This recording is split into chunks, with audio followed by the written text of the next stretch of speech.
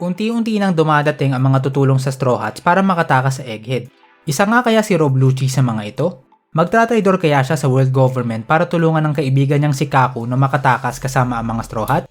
Yan nga ang pag-uusapan natin ngayong araw at makikita natin na napakarami na ngang clues na iniwan ni Oda na mangyayari nga yan. Bago tayo pumunta sa pagtatraidor ni Rob Lucci, suriin muna natin ang pagkatao niya. Sa unang tingin ay mukhang isang normal na masamang tao lang si Rob Lucci. Meron siyang matinding pagnanasa na manakit o pumatay ng ibang tao. Inamin pa nga niya kay Spandam na isa sa mga rason niya kung bakit naging parte siya ng CP9 ay ang dumanak ng dugo. At habang ahente siya ng world government, magkakaroon siya ng pagkakataon na gawin ito. Nakita natin itong pagkabrutal niya noong walang awa niyang pinatay ang 500 sundalo ng world government dahil lang nabilhag sila ng mga pirata. Kahit pa si Polly na naging malapit ng kaibigan sa 5 taon na paninirahan niya sa Water 7 ay walang awa niyang sinaktan. Peke lang daw pala ang 5 taon nilang pagkakaibigan at disguise lang iyon para sa misyon ni Lucci. Pero kahit na ganito, meron pa rin naman siyang simpansya sa mga tinuturi niyang inosente. Noong inatake ng mga pirata yung lugar na pinagtataguan nila, mabilis niyang iniligpit ang mga ito.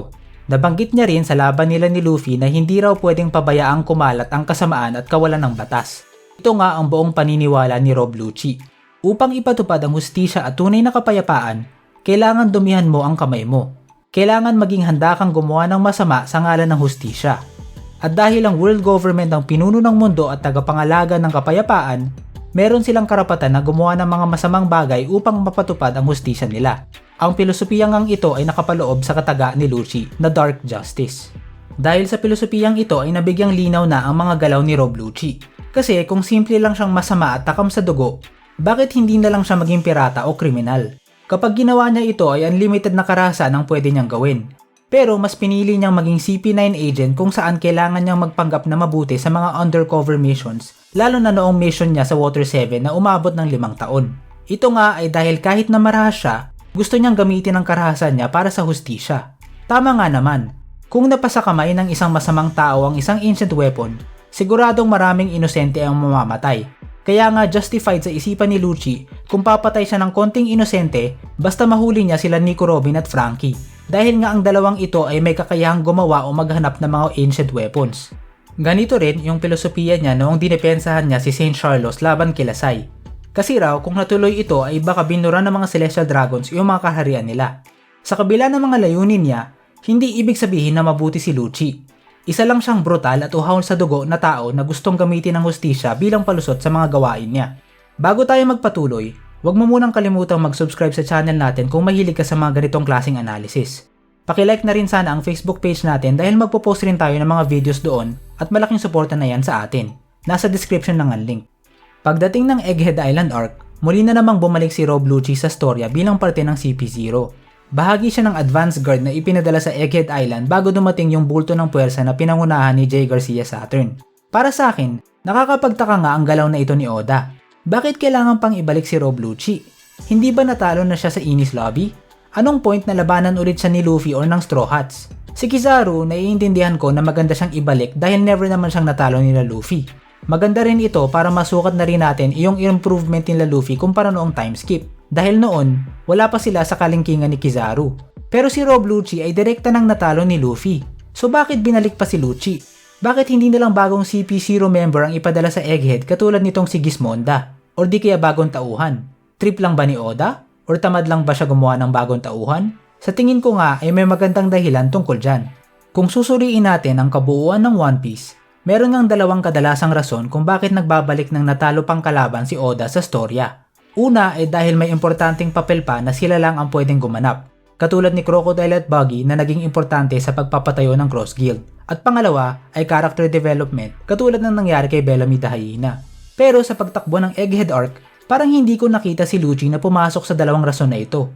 Parang wala naman siyang ginawang importanteng papel na ginampanan or posibleng gampanan.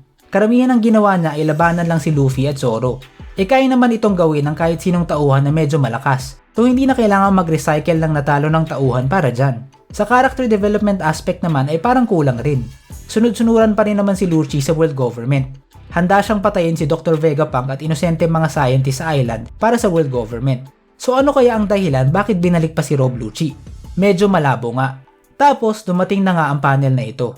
Nakiusap siya kay Gorosei Mars na kung pwede daw ba iligtas yung partner niyang si Kaku. At anong sagot sa kanya? Hindi daw ito kayang ipangako dahil hindi naman daw siya nagbibigay pansin sa mga insekto. Dito na nga nalinawan ang lahat. Hindi ito ang unang pagkakataon na nakita natin ang malapit na relasyon ng mga CP9 agents. Kung natatandaan nga natin, noong natalo nila Luffy ang CP9, isinisi agad ni Spandam ang sakuna na nangyari sa Enies Lobby kila Rob Lucci at iba pang agents. Sila sana ang paparusahan dahil sa pinsala at kahihiyan na natanggap ng world government. Imbis na tumakas na lang, sinigurado noong mga kasamahan niya na mailigtas rin nila si Lucci. Tapos noong kulang yung pera nila para maipagamot si Lucci, anong ginawa ng mga kasamahan niya? Nag-perform sila ng mga street show gamit yung mga devil fruits nila para makalikom ng pera. Isipin nyo yun, mga ekspertong assassins, ginawang katatawanan ng sarili nila para lang mapagamot yung kasamahan nila. Kitang-kita na pamilya talaga yung turing nila sa isa't isa. So, ano kayang gagawin ni Rob Lucci kapag trinete ng world government ulit ang pamilya niya? Malamang papalag siya. Alam nga natin na handa ang Gorosei na sirain ang buong Egghead Island. Handa silang isakripisyo lahat kahit pa ang mga sundalo nila para hindi makatakas sa mga Straw Hats. So kapag napagtanto ni Lucci na aabandonahin na naman sila ng world government katulad ng ginawa sa kanila noong Enies Lobby, sa tingin ko, dito na siya mapupuno at tuluyan ng kakalas. Gagawin niya ang lahat para maisalba ang buhay ni Kaku kagaya ng pagsalba sa kanya ng mga katrabaho niya noong Enies Lobby arc. At ano lang ba ang natitirang landas palabas ng Egghead ngayong napapalibutan na ito ng mga Marines? Siyempre, ang barko ng mga Straw Hats. Sa tingin ko, papayag ang mga Straw Hats na dalhin si Kaku kapag malinaw na isasakripisyo na rin sila ng world government. Lilinawin ko lang tulong lang na makatakas sa Egghead, hindi naman sasali sa crew nila. Bilang kapalit, magpapaiwan si Lucci para siguraduhin makakatakas yung partner niya. Bukod pa rito, posible pang makadagdag ang message ni Vegapunk sa pagtatraidor ni Lucci. Tandaan nga natin na kahit baliko ang sense ng hustisya ni Lucci, meron pa rin naman siyang hustisya. Yun nga lang, naniniwala siya na bilang pinuno ng mundo, may karapatan ng world government na gumawa ng mga questionableng bagay sa ngalan ng hustisya. Pero paano kung sa pamamagitan ng mensahe ni Vegapunk, ma-realize ni Lucci na never naman talagang nagkapakialam ang world government sa hustisya. All this time, meron palang sikretong hari sa mundo na gusto walang panatilihin ang kanyang kapangyarihan. At ang tingin niya sa lahat ng tao sa ilalim niya ay insekto lang na pwede niyang apakan. Sa tingin ko, ito na nga ang magiging turning point para kay Rob Lucci. Yung dark justice na inakala niya na ginagawa niya ay never pala nagkaroon ng justice. Kung babalikan natin ang simula ng Egghead Island, mukhang marami ng pinakitang foreshadowing tungkol sa pagtatraidor na ito. Una, noong papasok pa lang sila ng island, question ni Lucci kung bakit raw kaya gusto ng world government na patayin ang most useful man in the world na si Vegapunk. Pinapakita rito na kahit gaano ka pa kagaling, mabilis ka lang itatapo ng world government kapag wala ka ng gamit sa kanila. Ironic nga na si Rob Lucci ang nagtanong nito dahil siya mismo, kagaya ni Vegapunk, ay isa rin sa mga useful na tauhan ng world government. Matagal na siyang kinilala na strongest agent sa kasaysayan ng CP9 at mismong sa Egghead Island, paulit-ulit na pinakita yung kahalagahan niya. Na-delay niya ang isang Yonko crew sa pagtakas. Kung hindi niya nalabanan ng Straw Hats ay baka naka-regroup at nakatakas pa sila bago dumating yung mga Marines. Natalo man siya sa huli, naubos pa rin niya ang oras ni Zoro. Itong si Zoro ay isang pirata na nakasugat kay Kaido at nakatalo sa isang Lunarian. Pero nagawang okupahin ni Lucci ang atensyon niya ng mahabang panahon. Malaking contribution nga yan. Higit sa lahat, patuloy na nakapagbigay si Lucci ng valuable na intelligence sa mga Gorosei kasama na ang lokasyon ni York at mga Straw Hats. Itong pagka-useful niya ay paulit-ulit ring ipinahiwatig sa atin. Una siyang pinuri ni Admiral Kizaru at kamakailan lang ay pati si Mars ay walang masabi sa naging trabaho niya. Pero kahit pa ganito, kagaya ni Vegapunk, kahit pa ikaw ang pinaka-useful na tao sa buong mundo, mabilis kang itatapo ng world government pag hindi ka na kailangan. Diretsuhan na rin itong sinabi ni Saturn noong pinagplaplanuhan nila ang pagpasok sa Egghead. Kung kakailanganin raw ay isasakripisyo niya sila Lucci dahil insekto lang naman ang mga ito para sa kanya. Para bang fino-foreshadow na niya ang mangyayari. Okay, sabihin natin magtatraidor nga si Lucci. Ano naman ang importansya nito sa storya? Bakit pa siya kailangang ibalik para lang magtraidor? Ano ba yung meron sa kanya na wala sa iba?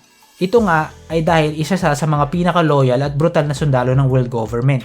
Naniniwala siya na may karapatan ng world government na gawin ang kahit ano para sa hustisya, kahit pabaguhin pa nila ang definisyon ng hustisya.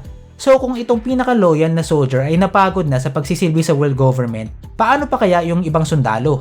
Alam naman natin na hindi lahat ng Marines ay masasama. Karamihan sa kanila ay naniniwala talaga na hustisya ang ginagawa nila. Kung si Lucci na isa sa mga pinakamasama at pinakabrutal na sundalo ay hindi na nakayanan ng kasamaan ng world government, malamang ay malapit na rin sumunod iyong ibang Marines kapag narinig rin nila iyong narinig ni Lucci. Ito sa tingin ko ang dahilan kung bakit binalik pa ni Oda si Lucci pagkatapos ng pagkatalo niya. Kumbaga siya ang first wave na titiwalag sa world government bago ang final war. Siya ang simbolo na humihina na ang propaganda ng world government at nagigising na ang mga sundalo na dati nilang nauuto. Dahil rin dito, na-fulfill nga ni Lucci yung dalawang main reasons kung bakit nagbabalik si Oda ng main villain sa istorya. Una, dahil siya yung pinakamagandang simbolo ng paghihina ng propaganda ng world government. At pangalawa, para sa character development dahil questionin niya na ang filosofiya niyang dark justice at isasakripisyo ang sarili para sa isang kaibigan. Kung titingnan rin natin, mukhang may pagkakatulad ang mangyayari sa Egghead Island sa Whole Cake Island. Sa bandang dulo ng Whole Cake Island arc, unti-unti nating napagtanto na hindi pa handa si Luffy at ang Straw Hats na kumalaban ng isang Yonko. Kaya nga ang main purpose nila pagkatapos mabawi si Sanji ay tumakas muna. Mukhang ganito rin ang nangyayari sa Egghead. Hindi naman talaga nila layunin ang tumalo ng mga Gorosei, at kahit gustuhin pa nila, mukhang hindi pa alam ni Luffy ang sekreto kung paano masasaktan ng mga ito. Kaya nga sabi mismo nila Sanji, ang pagtakas muna ang priority nila sa ngayon. Pero sa Whole Cake Island arc, katakot-takot na puwersa ang pumigil sa kanila para makatakas. Buong puwersa ng isang Yonko crew ang pumalibot sa kanila. Sa kabila nito, paano sila nakatakas? Sa pamamagitan ng tulong ng iba't ibang grupo kasama na ang ilang kakampi ni Big Mom na nagtraidor. Tinulungan sila ng Germa 66, sakripisyo ni Pedro, at maging ang pagtatraidor ng Sun Pirates at ni Pecoms. Mukhang ganito rin ang mangyayari sa Egghead Island. Unti-unti na nga itong lumilinaw. Gumagalaw na yung mga tauhan na tutulong sa kanila katulad ng Giants at Ancient Robot. Nagtraidor na rin ang mga pasifista dahil sa utos ni Bonnie at mukhang questionable na rin si Kizaru. At syempre, mukhang magtratraidor na rin si Rob Lucci. Ano ang mangyayari kay Lucci pagkatapos nito? Maraming ang posibilidad. Ang personal na opinion ko ay mamamatay nga siya. Pero posible rin naman na makulong siya sa Impel Down or makatakas at sumali sa Cross Guild. Or baka magsarili at maging future ally ng Straw Hats kasama sila Kaku. Pero kahit ano man ang mangyari sa kanya, ang importante nga siya yung magiging first wave ng mga sundalo na titiwalag sa world government. Pagkatapos niya, sa tingin ko ay isa-isa na ring titiwalag ang ibang mga Marines. So ano mga ka-scholar, kumbinsido ba kayo na titiwalag na itong si Lucci sa Egghead? Or sa tingin nyo ba ay loyal at perfectong sundalo na ito hanggang sa huli? I-comment mo na nga yan sa ibaba. Napansin mo ba na parang hindi galing sa Devil Fruit ang kapangyarihan ng Gorosei? Sa tingin ko nga ay may ibang source ang kapangyarihang yan at posibleng satellites rin ng mga Gorosei ni Imo kagaya ng mga clones ni Vegapunk. Kung gusto mong malaman yan ng mas detalyado pa, ay panoorin mo na ang video natin tungkol dyan.